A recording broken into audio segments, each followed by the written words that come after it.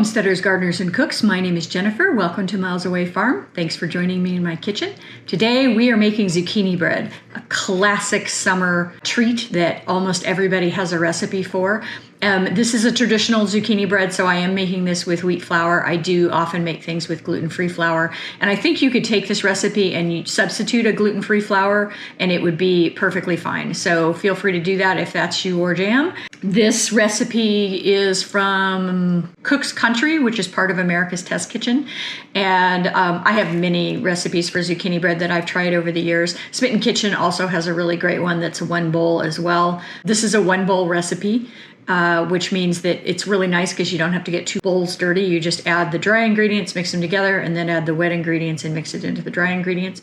The secret for me for zucchini bread is a little bit of lemon zest. Many, many years ago in my early 20s, I decided that I had been working summer jobs full-time since I was 13. And I was about 20 years old. It was my second summer in college. I was a sophomore. And I decided that I wanted the summer off, which didn't mean I didn't want to work at all. I just didn't want to work 40 hours a week because I really felt like I'd been ripped off and not been able to have had much in the way of summers the entire time I was growing up in high school because I had worked full time. And so I took the summer off and I did a lot of handyman projects around my neighborhood. And so I made up a flyer and I just put flyers in mailboxes and said, here's who I am. I can clean, I can wash windows, I can do yard work, et cetera, et cetera. And I ended up picking up a bunch of random little odd jobs that were just enough when I was living in San Jose, California in 1986 to be able to pay the rent on the room that I was renting in downtown San Jose. And so I was inching by. I didn't have a lot of money, but I actually had some time to breathe, and it was lovely, and I don't regret it one bit. One of the women that I was working for one day came out after I was done with the job and offered me a slice of zucchini bread. And the zucchini bread was incredible. It was definitely the best zucchini bread I had ever had, and so I asked her for the recipe. And part of what made it so good was it had lemon zest in it. Lemon and zucchini go fantastic together, and you'll often see lemon with zucchini in a zucchini salad as well. Highly, highly recommend using lemon zest. And if you don't have lemon zest, just go to the store and on the same place that you buy vanilla extract, you will find lemon extract. Use a teaspoon of lemon extract in your mix instead of lemon zest if you don't want to fiddle around with lemon zest. I totally get that.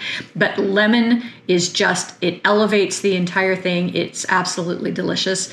And so highly recommend. I've added lemon zest or lemon of some kind to every zucchini bread recipe I've made since I was in my early 20s. The way they traditionally make it, they take a pound of zucchini, they grate it up, and they put it in a dishcloth after sprinkling it, I think, with sugar to get some of the moisture out of it, and then they wring it out in that dishcloth in order to not have the batter be so wet. I did not do that with this recipe. I had scraped out the center part of the zucchini because the zucchini were really big. And it's a firmer variety of zucchini that isn't quite as watery as traditional zucchini. And I had extra that I had just piled in a bowl and let it sit in the fridge for a couple of days. And so there was a little bit of water at the bottom that I just didn't use and poured off. And ultimately, it was about 12 ounces of zucchini that I used instead of 16. So I did not strain my zucchini. It is a good technique, but I find it very fiddly, and so I am generally not going to strain my zucchini by wringing it out in a dishcloth and then having to wash zucchini out of a dishcloth. Not my idea of a good time. So I did not do that technique, but everything else in the recipe is pretty much verbatim from the Cook's Country recipe. I did substitute 1 cup of whole wheat flour that I ground myself instead of 2 cups of all-purpose flour because I just basically can't make anything that's 100% all-purpose flour because I feel like it's just a big starch bomb and I want a little more nutrition and a little more fiber in my recipes than that. Other than that, it's just a traditional zucchini recipe, absolutely delicious. Let's get started. So I never actually sift my flour. I don't even own a sifter. And so this is my version of that where I just fluff it up before I measure it. This is 1 cup of all-purpose flour. And then another cup of whole wheat flour that I ground myself. We're adding in baking soda, baking powder, a teaspoon of cinnamon, a teaspoon of allspice, which is an interesting addition, It's kind of unusual. And then this is Redmond's real salt, and mine is a little bit clumpy, and so I'm just breaking up the clumps here as I put it in. I think that's a half teaspoon. Mix all of that together, make sure it's well blended. And then I'm adding 1.5 cups of sugar. This is a pretty sugar-heavy recipe, but it is a cake. I mean, you know, they call it bread, but let's face it, it's a cake. 1/4 cup of yogurt to give it a little bit of tang.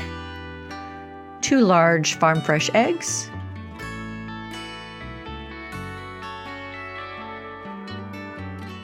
And then I'm adding the zest of 1/2 lemon that I just happen to have sitting on my counter here. I could have easily done the entire lemon.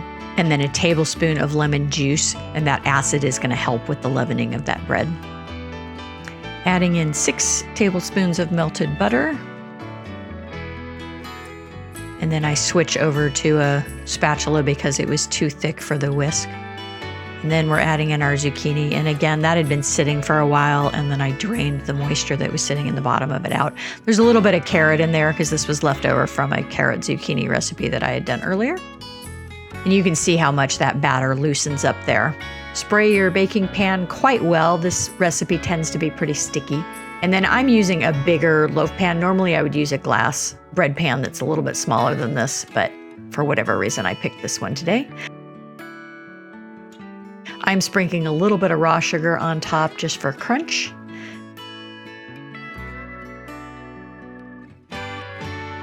And then that goes into 375 oven for 45 to 55 minutes until the center is no longer sticky. So we're checking this with a toothpick.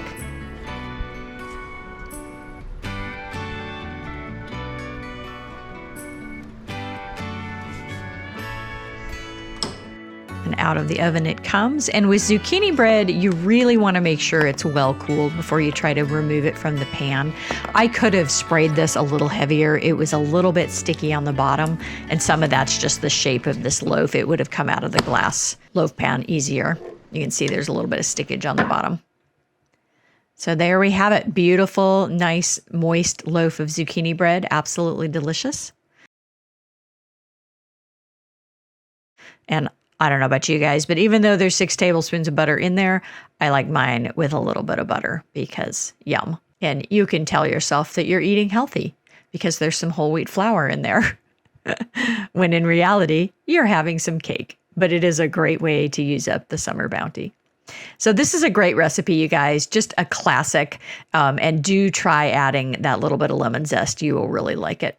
Thanks for watching, Tribe. If you like this kind of content, leave me a comment, subscribe, share, and give me a thumbs up. I have new content coming out every week.